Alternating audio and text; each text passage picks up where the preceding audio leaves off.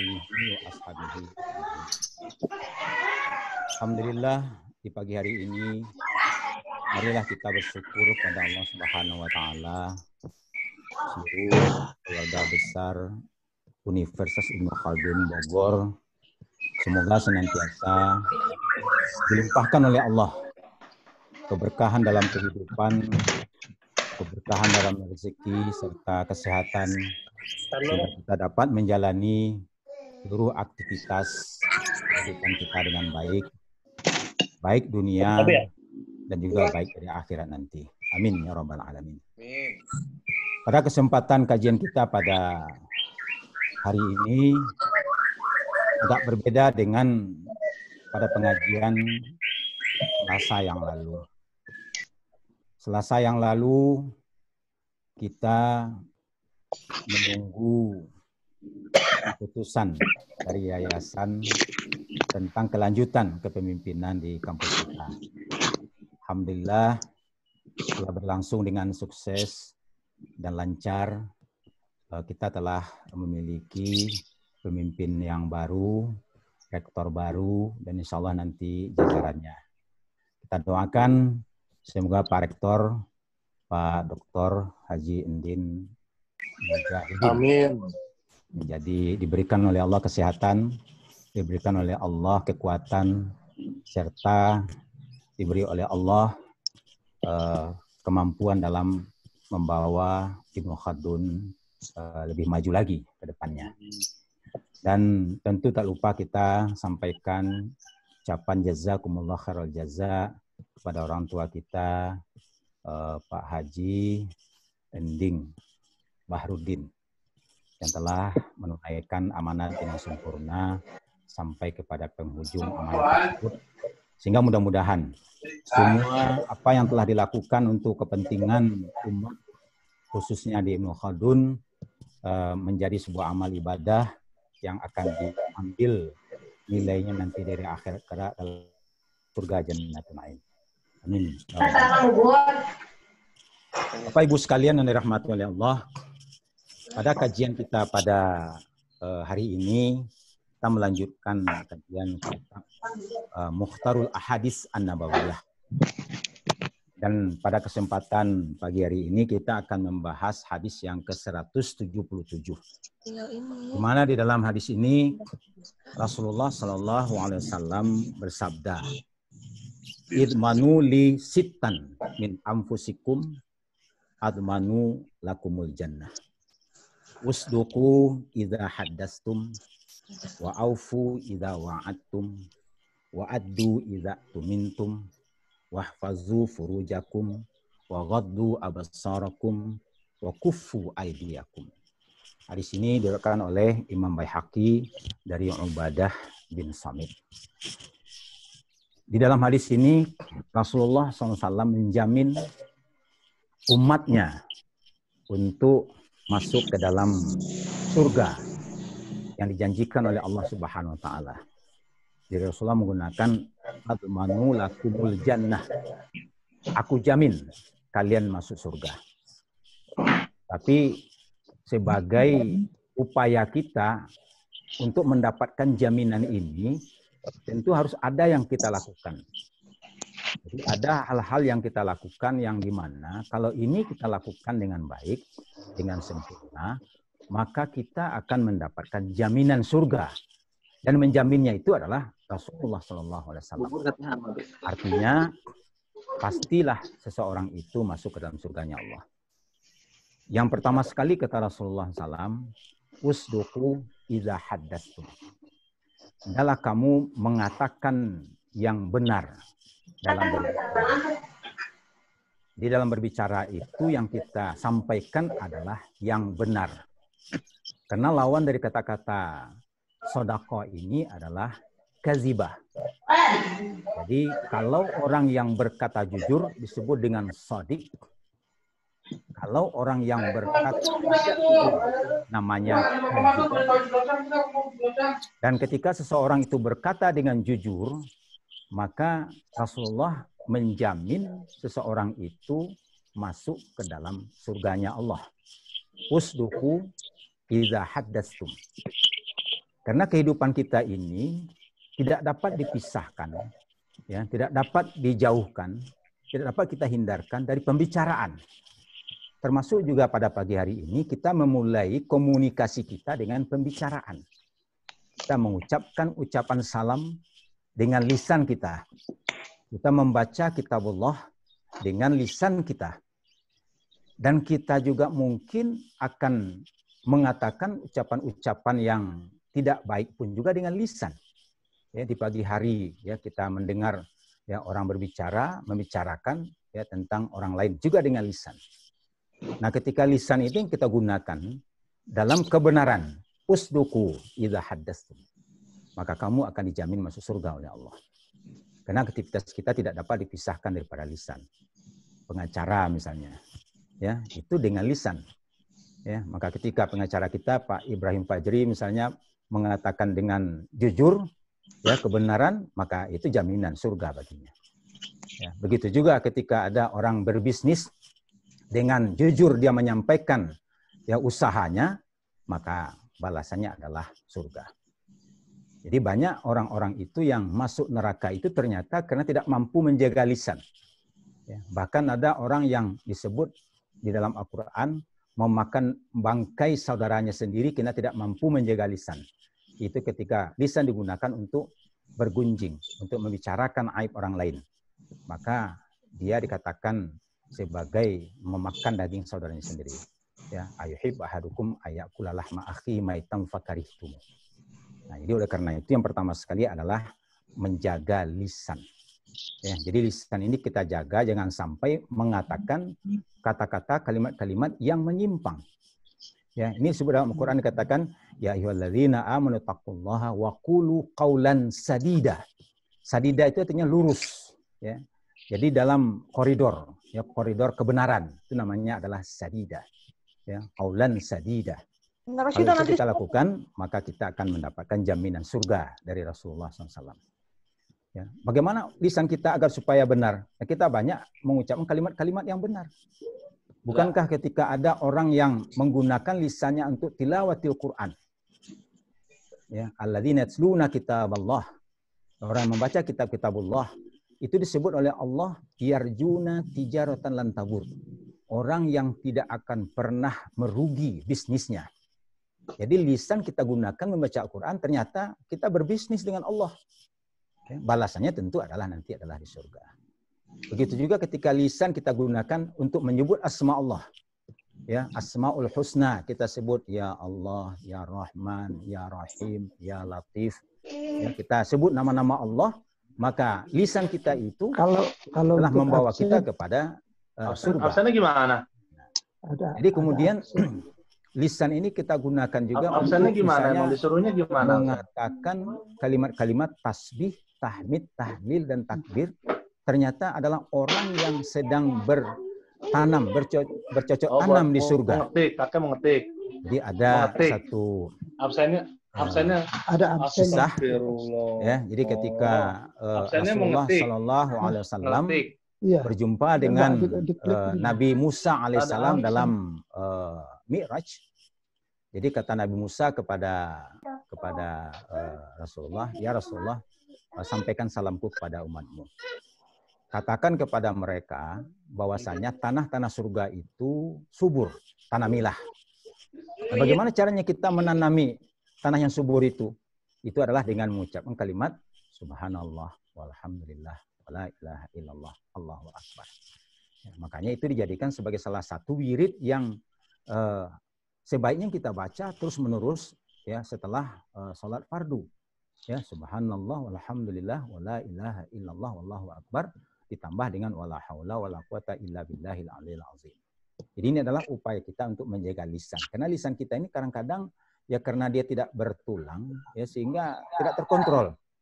Ya. Jadi lisan itu kenapa tidak bisa dikawal dengan baik karena dia tidak bertulang. Ya, lidah tidak bertulang kata orang. Ya. Nah, itu karena itu bagaimana kita mencoba mengontrolnya itu dengan mengalihkan kepada ucapan-ucapan yang baik. Bahkan Nabi memberikan tip kul khairan aw liyasmut. Katakan yang baik atau diam. Ya, kalau kita tidak akan mengatakan kata-kata yang baik, lebih baik kita diam. Kenapa?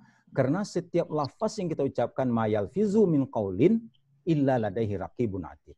Itu dicatat oleh malaikat raqib dan atid. Jadi ini yang pertama lisan. Usduku idza haddastum. Kemudian yang kedua adalah wa'aufu idza wa'adtum. Sempurnakanlah olehmu sekalian ketika kamu telah berjanji.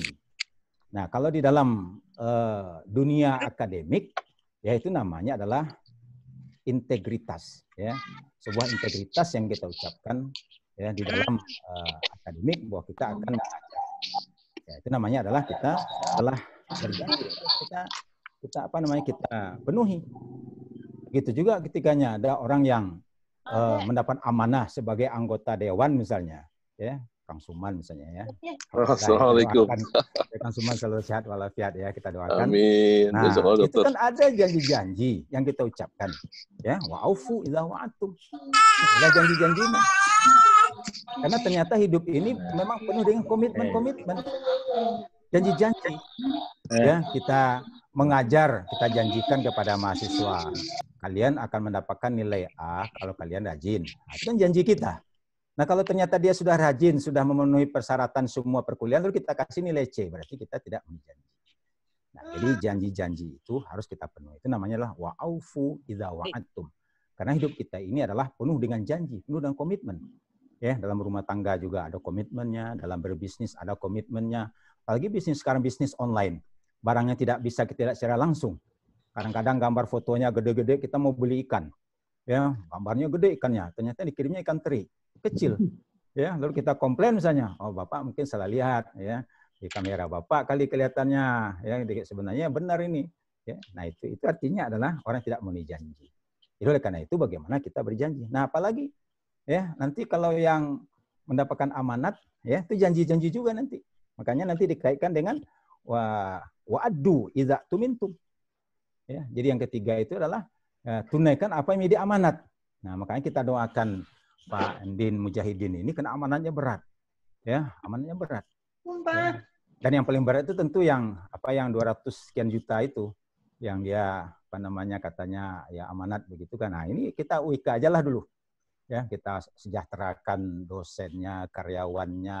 Nah itu semuanya itu kan adalah amanat yang dipikulkan, walaupun yang menghadirinya cuma berapa orang, ya tetapi malaikat menyaksikan. Ya, ketika tanda tangan itu kemarin itu ya itu malaikat menyaksikan itu. Ya, tidak hanya berapa orang saja yang ada di gedung itu. Nah, oleh karena itu wa'addu idza tumintum. Tunaikanlah apa yang menjadi amanat. Dan janji Allah itu surga. Kenapa janjinya surga? Karena menunaikan amanat itu tidak mudah. Tidak semudah membalikkan telapak tangan. Ya. Jadi menunaikan amanat itu berat. Kenapa? Karena dia amanat. Ya, amanat. Makanya orang Padang mengatakan kalau orang berkeluarga itu disebut dengan bababani, bukan babini. Kita disebutnya babini, bababani, diberi beban. Ya, nah makanya kalau orang-orang Minang dulu perempuan itu ketika menikah suntingnya itu gede-gede, besar-besar. Coba lihat sekarang aja yang dibuat simple karena ada filosofinya itu. Karena seorang ibu itu akan memegang amanat yang sangat berat di kepalanya, pusing dia. Tapi Allah juga beri kemampuan yang luar biasa kepada seorang ibu. Sambil menggoreng tempe, anak digendong, telepon diterima dari suaminya, bisa semua. Nah, itu kelebihannya. Ya, ngobrol juga dengan temannya, ya, pesan juga online, ya, padahal dia sambil menggoreng, ya, sambil pegang anak. Ya. Nah, itu jadi itu kelebihan kaum wanita. Makanya disebut dengan ummu. Apa artinya ummu? Semua masalah itu ke ibu. Ya. Anak punya masalah datang ke bapaknya. Apa kata bapaknya? Sama ibu. Ya, sama mama kamu. Apa aja kepada semua mama. Ya, bahkan si bapak pun sakit kepala pusing kepada ibu juga. Mama, tolong pijit. Ya, kepala papa pusing. Tapi coba giliran si mama yang datang ke bapak. Pak, kepalaku pusing. Ah, biasa itu. Ya, udahlah, nggak apa-apa tuh. Itu kan namanya aja ibu-ibu, ya biasa pusing. Nah, gitu. Jadi itulah ibu ya. Jadi harus terima itu. Ya, Bu Huri ya. Jadi kalau kita sebagai seorang ibu ya semua masalah ya harus ditanggung. Ya, namanya aja ibu, ya. Anak bermasalah, ibu, ya. Adik juga ada masalah, ibu. Ya, jadi Huri itu sebagai ibu sekarang itu. Kenapa? Karena anak yang tertua begitu kan ya. Nah, jadi itulah ya ibu. Jadi oleh karena itu amanat ya kalau ditunaikan itu balasnya adalah surga. Kemudian yang berikutnya adalah yang kelima ya. Yang keempat ya. Wahfazu furujakum. Peliharalah kehormatan dirimu karena memang persoalan ini sekarang persoalan global ya. Jadi musibah-musibah yang terjadi ini karena memang banyak orang tidak menjaga kehormatan dirinya. Ya, karena ya bisnis sudah terbuka online ya. Ya orang nggak peduli harganya 80 juta, 90 juta ya nggak ada masalah gitu kan. Kenapa? Karena ya itu kebutuhan biologis yang tidak terkendali. Maka dalam agama ya wahfazu furujakum, bahkan di dalam Al-Qur'an pun juga kan diungkapkan ya walladzina hum li furujihim hafizun. Ya, kata furuj itu kan memang agak sedikit vulgar ya. Ya, tetapi ya karena supaya tidak ada interpretasi yang lain begitu. Ya, jadi supaya jelas bahwasanya dimaksud furuj itu memang kehormatan ya, yang harus dijaga begitu. Wahfazu furujakum. Kenapa? Karena fasilitas tersebut mudah sekali sekarang ini. Bahkan negara kita ini terkenal sebagai penyedia yang paling murah dan banyak ya, dan kemudian juga praktis. Nah, makanya banyak orang-orang datang ke negeri kita ini untuk memuaskan syahwat biologisnya. Ya, wahfazu furujakum. Wa ghaddu absarakum. Nah, kemudian ya yang kelima adalah menahan pandangan. Maksud menahan pandangan di sini tentu adalah memandang hal-hal yang diharamkan secara syariat. Kalau tidak diharamkan ya boleh saja kita memandang. Ya, tapi kalau diharamkan ya artinya yang diharamkan secara syariat itu harus kita tundukkan pandangan kita, jangan terbawa oleh pandangan. Kenapa? Karena apa yang dilihat itu akan berbekas di hati. Ya, misalnya kita secara sederhana saja kita bawalah keluarga misalnya, apakah istri atau anak pergi ke mall misalnya, ya, nah, kelihatanlah oleh anak kita tas yang bagus, mainan yang bagus. Nah, lalu kita di rumah dia nanya, Mama, Papa, itu boneka itu beli ya yang kemarin kita lihat. Nah, karena dilihat. Kalau nggak dilihat, ya nggak ingat, dia nggak pernah terpikir. Gitu juga, tas yang kemarin Mama lihat itu bagus, Papa. Ya, baju yang kemarin ya bagus. Nah, itu jadi kena dipandang. Ya, makanya kalau kita ingin ya tidak banyak permintaan ya dari keluarga, jangan dibawa dia ke mall. Kalau dibawa ke mall ya banyak yang nampak. Ya, kalau banyak yang nampak, banyak yang diinginkan. Nah, kalau bisa terpenuhi, alhamdulillah. Ya, kalau tidak bisa terpenuhi ya itu banyak-banyaklah mengucapkan istighfar, astagfirullah, supaya apa? Supaya rezekinya bertambah. Dan yang terakhir adalah wakufu aidiakum. Tahan tanganmu. Ini kan bahasa kiasan. Ya, menahan tangan itu maksudnya jangan sampai kita melakukan perbuatan-perbuatan yang merugikan orang lain. Ya, tahan diri kita. Kenapa? Karena prinsip Islam itu adalah memberikan kedamaian dan keselamatan. Ya, bahkan dikatakan bahwasanya sebaik-baik orang Islam itu adalah yang bisa mendatangkan manfaat kepada orang lain. Ya, di khairun nas anfa'uhum linnas. Jadi jangan sampai kita merusak. Ini yang harus kita tanamkan kepada anak kita pendidik semua. Kita tanamkan kepada mahasiswa kita, jangan sampai merusak ya yang bukan milik kita. Toilet itu bukan milik kita. Kita hanya diberikan untuk memakai, tapi jangan dirusak.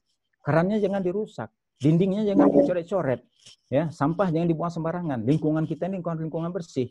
Nah, itu kita tanamkan. Jadi wakufu aidiakum itu memang maknanya luas. Itu menahan diri jangan sampai melakukan kerusakan-kerusakan dalam kehidupan. Nah, ini 6 perkara yang apabila kita lakukan kata Rasulullah SAW, idmanu li sittan min anfusikum admanu lakumul jannah.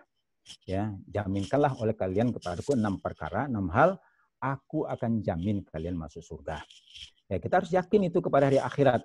Kalau kita nggak yakin kepada hari akhirat, sebagaimana kajian Al-Ustadz Dr. Endin Mujahidin pekan yang lalu, yaitu adalah wasaddaqa bil husna, ya, membenarkan balasan yang baik. Tapi ada juga yang wakazzaba bil husna, ya, orang mendustakan. Nah, kita yakin kita bahwa setiap kebaikan yang kita lakukan itu tidak ada yang sia-sia di sisi Allah. Sekecil apapun.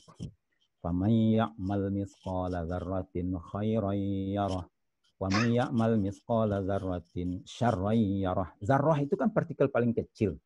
Jadi sekecil apapun perbuatan baik yang kita lakukan itu memiliki nilai di sisi Allah Subhanahu wa taala. Allah akan menunjukkan inilah balasan kebaikanmu.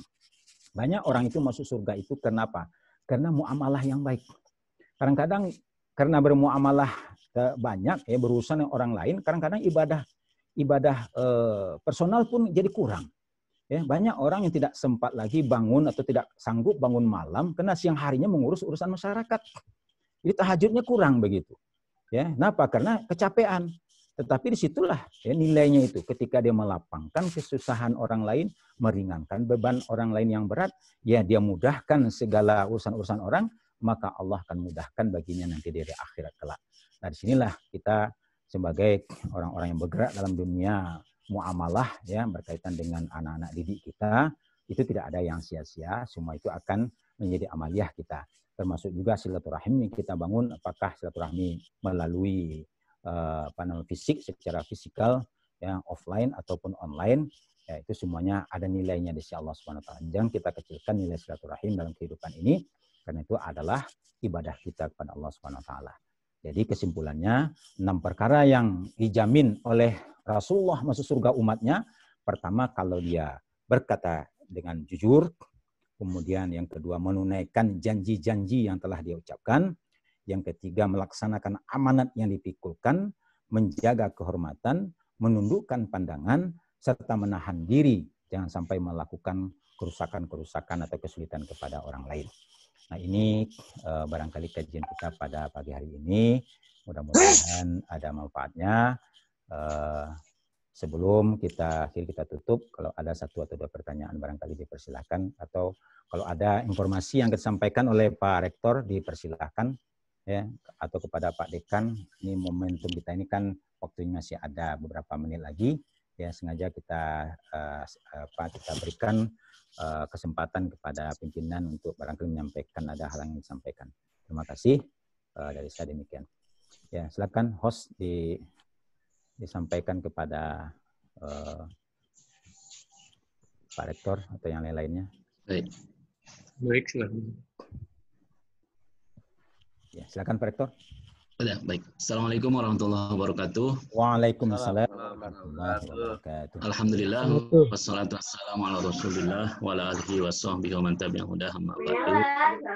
Kiai yang saya hormati, Bapak Ibu keluarga besar UIK yang saya hormati, alhamdulillah pelantikan rektor kemarin sudah terlaksana dengan baik, meskipun yang diikuti langsung di bawah 50 orang, tetapi alhamdulillah kalau yang mengikuti secara online-nya lebih banyak ya.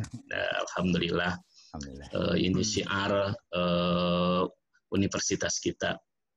Pada kesempatan ini saya ingin mengucapkan terima kasih jazakumullah atas doa-doa, atas dukungan dari keluarga besar UIK.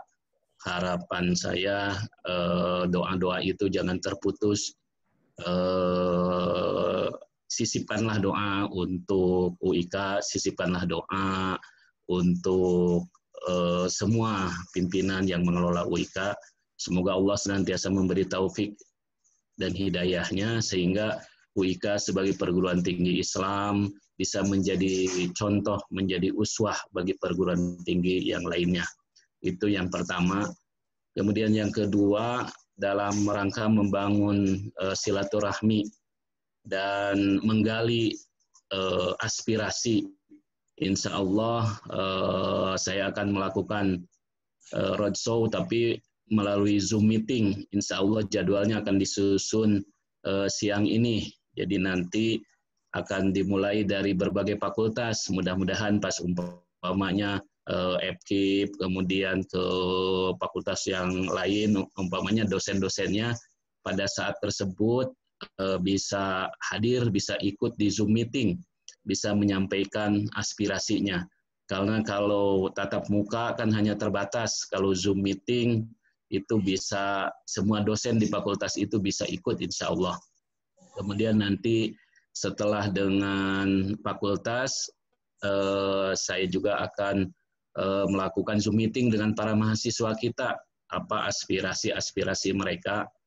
Kemudian setelah itu akan membuat klaster-klaster dosen untuk menggali aspirasinya. Karena setiap klaster dosen punya permasalahan tersendiri. Saya ambil contoh klaster lektor kepala yang mau ke guru besar. ini harus didorong. Jadi nanti Buya, nanti kita ketemu nanti di klaster rektor kepala yang mau ke guru besar. Kemudian di klaster doktor, ya klaster doktor yang harus menjadi lektor kepala, gitu kan. Kemudian nanti di klaster dosen-dosen muda, ya di klaster dosen-dosen muda. Kemudian ada klaster tenaga kependidikan, ya. Ini nanti akan kita inventarisir permasalahannya sebelum nanti menentukan prioritas-prioritas program. Nah, insya Allah nanti jadwalnya akan disusun siang ini, ya. Dan sekali lagi saya mohon doa dan dukungan dari keluarga besar UIK. UIK ini adalah milik kita, tetapi dia adalah aset agama kita, aset bangsa kita. Oleh karena itu, kalau UIK maju, insya Allah kontribusinya akan memajukan agama dan bangsa kita. Itu saja, jazakumullah, khususnya ke Buya yang tadi doanya banyak, Buya, jazakumullah. Amin ya Rabb. Demikian dari saya. Hadanallahaikum ajmain. Wassalamualaikum warahmatullahi wabarakatuh. Waalaikumsalam warahmatullahi wabarakatuh. Baik, dari Pak Kiai Didin barangkali ada. Ya. Tutup aja. Tutup aja. Doa. Nah, baik, kita tutup dengan biasa salawat itu. Ya, saya ini diikutin aja. Ya Rabbi Mustafa balligh maqasidana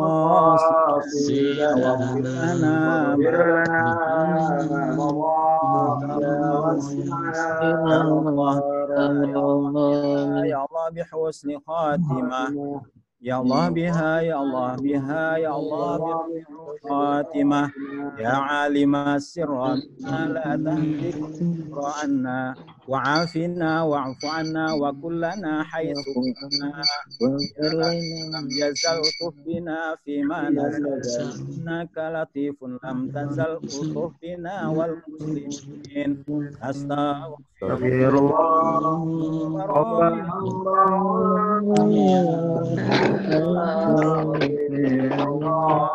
Rabbina ilman nafi'a wa waffiqna amalan salihan wa hablana rizqan wasi'a wa tub alaina taubatan nasuha. Demikian, mari kita tutup dengan waktu majlis. Allahumma wa bihamdika asyhadu an la ilaha illa anta astaghfiruka wa atubu ilaik. Assalamualaikum warahmatullahi wabarakatuh. Waalaikumsalam warahmatullahi wabarakatuh.